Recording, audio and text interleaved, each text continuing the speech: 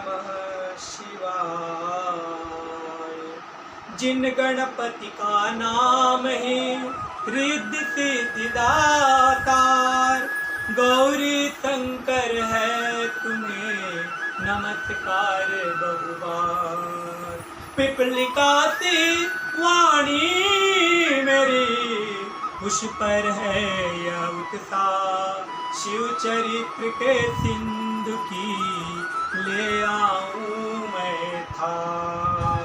सतयुग की है कथा जब यह सृष्टि प्रबंध रखता था ब्रह्मांड से आपस में संबंध, आपस में संबंध।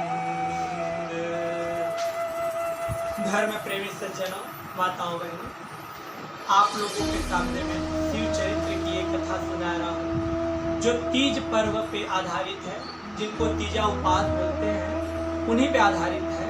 और इस पावन प्रसंग को तीज के दिन जो माताएं सुनती है उनको तीज उपवास का उत्तम पुण्य फल की प्राप्ति होती है। हर जगह तो कथा सुनाने वाले मिल नहीं पाते हैं, लेकिन इस वीडियो के माध्यम से भी आप शिव जी की सुंदर पावन चरित्र को श्रवण करेंगे तो निश्चय ही माता भवानी और शिव जी की कृपा आप लोगों के ऊपर होगी। तो इस कथा को आप जितना हो सके बार बार सुनने का प्रयास करना।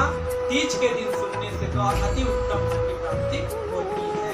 तो सुनिए, भारत की प्रमुख कथाओं में यह कथा बहुत ही बाकी है। अत से इति तक इसमें भगवान शंभु की झांकी है, भगवान शंभु की झांकी है। शिव जी महाराज सुंदर विराजमान हुए हैं आसन पे, और उसी समय सब ऋषि महात्मा लोग पूछते हैं कि महादेव जैसे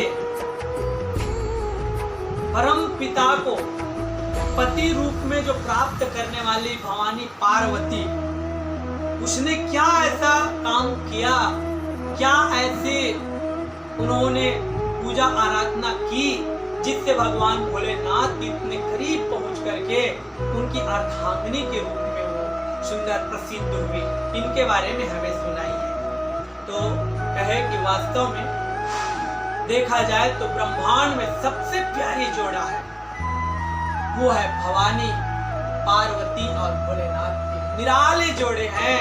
इसलिए कहा गया है शिव तथा पार्वती का ये जोड़ा अब तक अमर है प्राणियों में।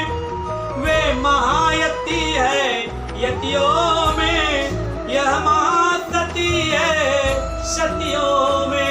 दोनों अपने रूप में जाने जाते हैं। एक तो बहुत यति के रूप में जाने जाने वाले भगवान भोलेनाथ, और माता भवानी पार्वती वो सती के रूप में जानी जाती है, नारियों में सर्वश्रेष्ठ जानी जाती है।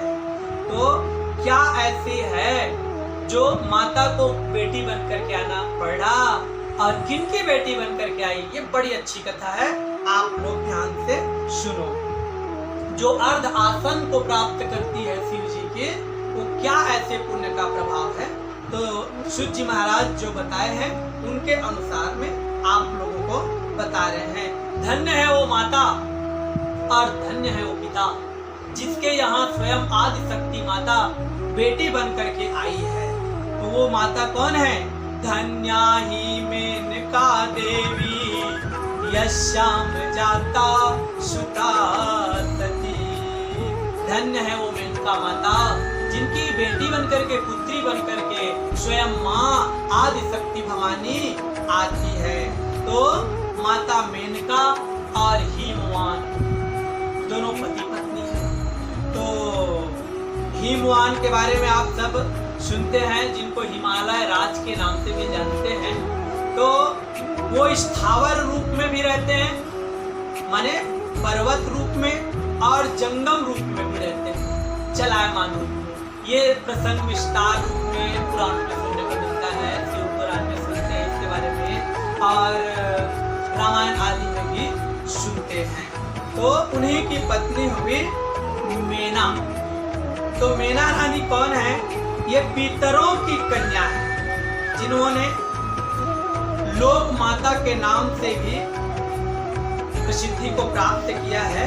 तो श्रापवश इनको ये रूप प्राप्त हुआ है, पितरों की जो कन्या थी।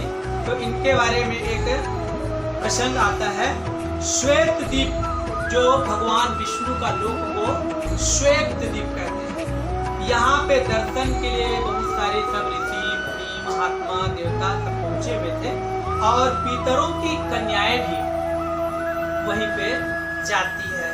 तो जैसे ही वहां गई ना, तो देखे कि ये कन्याएं, जब पितरों की कन्या ये वहां पे पहुंची, तो सनकादि मुनि लोग वहां पे पधारे हुए थे और सब उनको सुंदर शिष्टाचार दे रहे थे। और ये पितरों की जो कन्याएं जब गई ना, तो ये लोग, कई बार तो मन तो होता है इधर उधर, मन थोड़ा विचलित भी चलता है या कुछ विचारों में खोया रहता है, तो विशेष कोई बातों को ध्यान नहीं दे पाते हैं।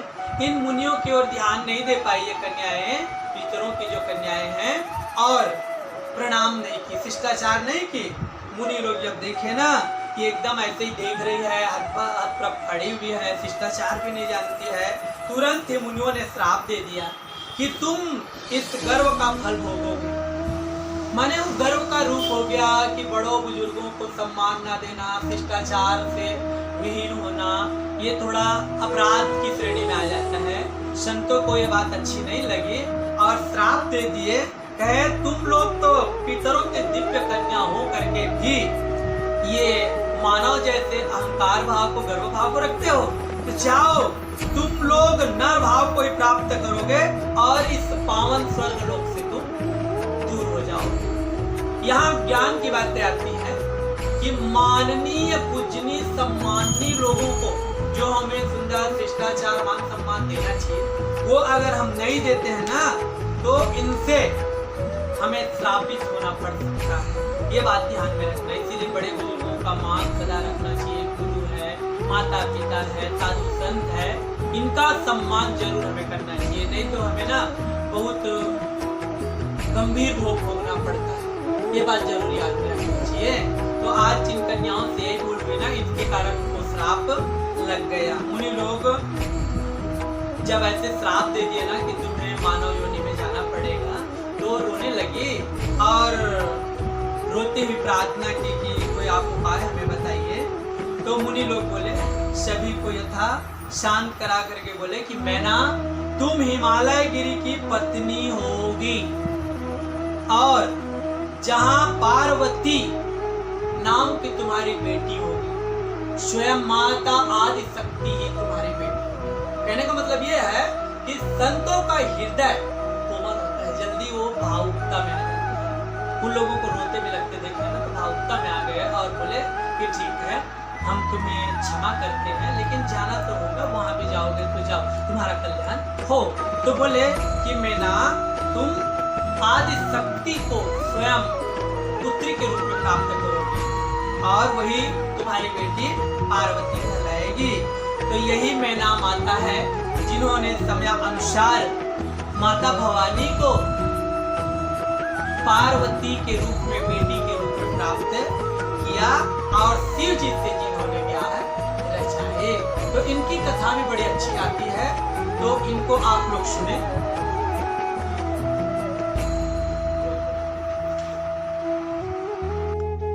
समयानुसार वही बनी हिमालय राज की पत्नी मैना, और हिमालय राज और मैना सुंदर गृहस्थ का जीवन अच्छे ढंग से जी रहे थे।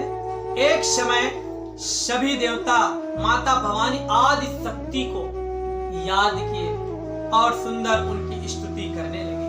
शिवाम शिव कराम शुद्धाम स्थूलाम सूक्ष्मं परायणम् अंतर्विद्यासु विदभ्यां सुकृतत्वां नमामहे सुकृतित्वां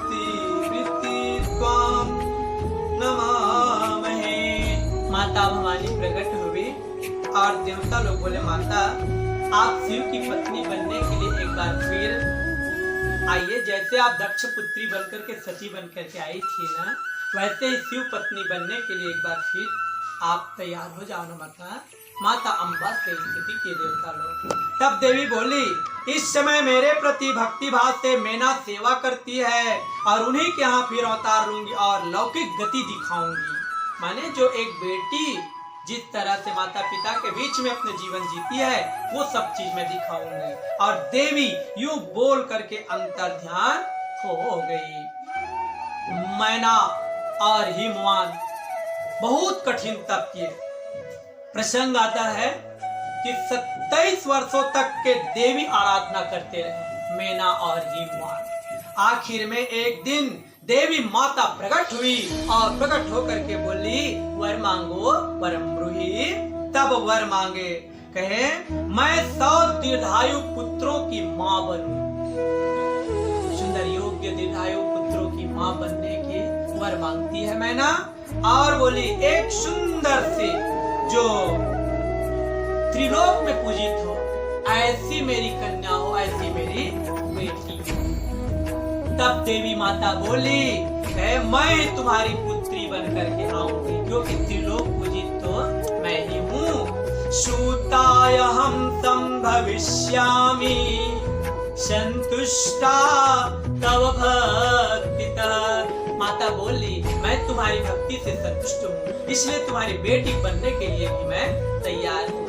तो याद रखो, देवी देवता जब हमारी भक्ति से अर्थात मानव की भक्ति से, नर नारी की भक्ति से संतुष्ट हो जाते हैं ना, तो उनके साथ में वो लीला करने के लिए आते हैं, बेटी बन करके आते हैं, माँ बन करके आती हैं। तो आज माता स्वयं बोली कि मैं तुम्हारी बेटी बन करके आऊंगी, मैं तुम्हारी भक्ति से संतुष्ट हूँ। इसलिए ऐसी भक्ति करो, भक्ति करो, भक्ति करो कि देवी देवता प्रसन्न होवे। भक्ति स्वतंत्र सकल गुण खानी, बिनु सत्संग न पावहीं प्राणी। देवी माता इस तरह से आशीर्वाद दे करके और वर दे करके चली गई। इसलिए कहते हैं ना कि देवी देवता आते हैं, कौन कहते हैं भगवान आते नहीं, माँ कौशल्या के जैसे बुलाते नहीं। माता कौशल्या भी बुलाई तो भगवान राम रूप में बेटा बन के आए, माता देवकी बुलाई तो भगवान कृष्ण रूप में आए, माता यशोदा बुलाई कान्हा बन करके आए। तो इस तरह से समय अनुसार देवी देवता भक्ति से प्रसन्न होकर के आते हैं। वही माता अब सुंदर मैना की बेटी बनने के लिए आई। समय अनुसार मैना रानी को गर्भधारण हुआ और वो समय भी आ गया जब माता स्वयं बेटी बन करके अब हिमालय राज की आंगन में सुंदर किलकारी भरने के लिए आए। तो कहा गया है जैसे ही सुंदर माता रानी प्रकट हुए, क्या सुंदर प्यारा अवसर था। माता रानी काली गौरी के रूप में अवतरित होकर के आई और सब कहने लगे, काली गौरी, काली गौरी पर्वतराज की बेटी हुई, इसीलिए उनको पार्वती पार्वती कहने लगे। उमा नाम भी उन्हीं को मिला। ऐसी खुशियां छाई सब ओर, सब शुभागमन से शक्ति के छाई छटा महान, प्रकृति तलक करने लगी मंजुल मंगल गान। जब देवी देवता इस धरा पे आते हैं ना तो सब तरफ खुशहाली आ जाती है। आज भी माने सब तरफ खुशहाली ही खुशहाली आई हुई है, सब लोग आनंद से विभोर है। मानो ऐसा लग रहा है अरे जन जन में वह आनंद हुआ, घर घर में वो छवि छाई है। मानो हिमगिरी के अंचल में अमरावती बसने आई है। इस खुशी बेला में सब लोग सुंदर माता रानी के दर्शन करने। एक दिन की बात, पहुंच गए देव ऋषि। कौन? श्रीमन नारायण नारायण नारायण, भजमन नारायण नारायण नारायण। देव ऋषि नारद भी आए और हिमवान जी बड़े प्रसन्न हुए और सुंदर कन्या को नारद जी के सामने ला करके आशीर्वाद दे रहे। नारद जी जब देखे ना, देखते समझ गए है हिमालय राज, ये तुम्हारी बेटी साधारण नहीं है, इनकी कुंडली बताऊं मैं? अरे कुंडली देख कर बोले उठे, कन्या तो ये जगरानी है, गौरी नहीं हिमालय पति, ये तो साक्षात भवानी है, ये तो साक्षात भवानी है। लौकिक गति का आश्रय लेकर के माता रोने लगी। माने बेटी माँ के सामने जो रोती है, रुदन करती है ना, वो सुंदर माता पिता के सामने रोने लगी, किलकारियां भरने लगी, सुंदर उनको चुप कराने लगे। काली, गौरी, पार्वती, उमा, इस तरह से बहला फुसला करके उनको लोरियां सुना सुना करके सुंदर उनको बहलाए फुसलाए। नारद जी आनंदित हो गए, वाह माता की लीला कैसी न्यारी है। और इसके बाद में जैसे जैसे बढ़ने लगी, वो बचपना से ही, छोटी उम्र से ही वो शिव आराधना में लीन हो गई। ऐसी शिव की पूजा वो करने लगी कि मैं तो शिव की पुजारन बनूंगी, अपने भोले की जोगन बनूंगी। शुरू से बाल्यावस्था से ही नारद जी की प्रेरणा से मानो वो तो शिव आराधना में ही लीन रहती थी। यहाँ तक के समय ऐसा आया, 2 वर्ष तक के उल्टे टंग करके केवल धुआं का पान करके वो तप करती रही। 64 वर्षों तक के सूखे पत्ते खा खा करके वो कभी जल में और माघ के महीने में, कभी गर्मी में, तो कभी वैशाख के महीने में पंचाग्नि के तपते हुए ऐसे तप करने लगी कि मानो उनको जल की परवाह नहीं, गर्मी की परवाह नहीं, सर्दी की परवाह नहीं। इस तरह से वो मानो शिव को ही अपना सर्वस्व समझ बैठी। मैं पाऊंगी तो शिव को पाऊंगी, बनूंगी तो शिव की बनूंगी। एक दिन की बात है, जब वो तप करके वो घर में आई हुई थी, तो हिमालय राज ऐसे बैठे हुए थे और अचानक देव ऋषि का फिर आगमन हुआ। हाल चाल पूछने लगे नारद जी हिमालय राज से। वाच सुनु शैलेंद्र मदवाक्यम, विष्णुना प्रेषितो यस्मम्यहं, योग्यम योग्याय दातव्यम कन्या रत्न विरत्नया। कहे कि मैं भगवान विष्णु के द्वारा यहाँ भेजा गया, भगवान विष्णु ने मुझे भेजा है, तो क्या आप अपनी कन्या का विवाह करना चाहते हैं? आप अपनी कन्या पार्वती का विवाह भगवान नारायण जी से, विष्णु जी से करना चाहें तो मैं इनके लिए बात करूं, भगवान नारायण जी आपकी कन्या को स्वीकार कर लेंगे अपने अर्धांगिनी के रूप में। हिमालय राज भी अति प्रसन्न हो गए कि मुझे अपनी बेटी के विवाह विष्णु भगवान से कर देनी चाहिए, और बोल दिए नारद जी को कि हाँ मैं अपनी बेटी के लिए श्रेष्ठ वर विष्णु जी को स्वीकार कर लूंगा। और जैसे कन्यादान की बात वो सोच के ना, ये बात पार्वती को जाकर के बोले कि मैं तुम्हारी कन्यादान विष्णु जी को करना चाहता हूँ, अर्थात तुम्हारी शादी मैं विष्णु जी से कराना चाहता हूँ। इतनी बात सुन करके पार्वती बहुत दुखी हो गई। क्यों? क्योंकि वो तो मन से, विचार से भगवान भोलेनाथ शिव को प्राप्त करना चाहती थी, शिव में लगन लगी हुई थी उनकी। तो उनको बहुत दुख हुआ कि मैं तो शिव को ही प्राप्त करना चाहती हूँ पति रूप में, लेकिन मेरे पिता विष्णु को देने के कहां से विचार बना लिए। अब सोचे कि अब पिता की बात को मैं काट नहीं सकती, अब कैसे करूं।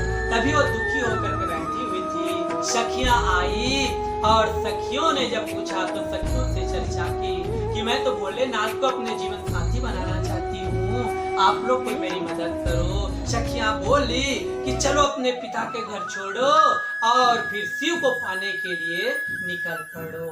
और जैसे सखियां उनको लेकर के गई, शिव को कहा हरि तालिका माने शिव को पाने के लिए सखियां उनको मार्ग बताने के लिए ले गई। तो हरि गई वो सखियों के द्वारा है, इसीलिए उनको हरि तालिका के नाम से भी जाने लगे। तो जैसे वो गई ना, एक पर्वत के कंदरा के पास में, खो के पास में गई, वहां जा करके बहुत तप करने लगी। सखियां अगल बगल दूर में रहने लगी और वो शिव के ध्यान में ऐसे खो गई मानो वो सोच ली कि बनूंगी तो मैं शिव की ही बनूंगी, जन्म जन्म यह रगर हमारी, बरो शंभु न तो रहो कुंवारी। और वो ऐसे ध्यान में खो गई कि बार बार उनके पास में कोई संत रूप में आते, कोई देवता और कोई रूप में आते, उनको डिगाने का बहुत प्रयास किए, ये शिव से अपना मन कैसे हटाए या इसके शिव के प्रति कितनी लगन है। आखिर में वो हट में रही कि मैं भोलेनाथ शिव जी को ही प्राप्त करके रहूंगी। वो तो ऐसे तप में लगी है कि केवल शिव को पाना है। और इधर भीमवान बहुत परेशान है अपनी बेटी के लिए कि मेरी बेटी बिना बताए ना जाने कहाँ चली गई। जब बहुत समय हो गया तो उनके मन में कई तरह से ख्याल आने लगे, कहे कि कहीं मेरी बेटी को कोई जंगली जानवर तो नहीं खा लिया होगा, कहीं सर्प तो नहीं काट लिया होगा, या कोई राक्षस दैत्य तो उठा के नहीं ले गए होंगे, कोई अनहोनी घटना तो नहीं घट गई होगी। माने एक पिता है ना, और माता पिता को तो संतान की चिंता होती ही है। बहुत चिंतित हो रहे थे बेचारा।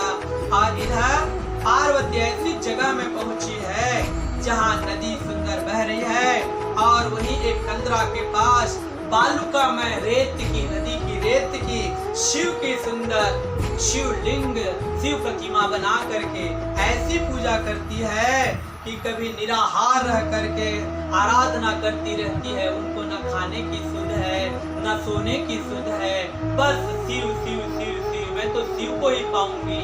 अटल विश्वास ही तो देवी देवताओं को पाने का एक अच्छा लक्ष्य बनाता है। विश्वासम फलदायकम, इतना विश्वास है कि मुझे शिव जी मिलेंगे मिलेंगे मिलेंगे।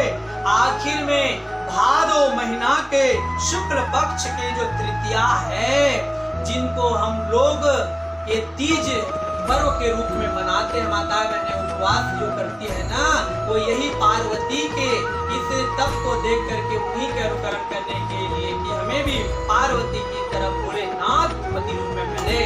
तो आज वही दिन, तृतीया के दिन में वो ऐसे गीत वाद यंत्र और मन से प्रफुल्लित होकर के शिव आराधना में लगी हुई है। भाद्र शुक्ल तृतीयाम त्वं वर्चन्ति तु हस्तभे, तत्र वादयेन गीतेन रात्रौ जागरणं कृतं। रात भर सोई नहीं वो और शिव आराधना में लगी रही।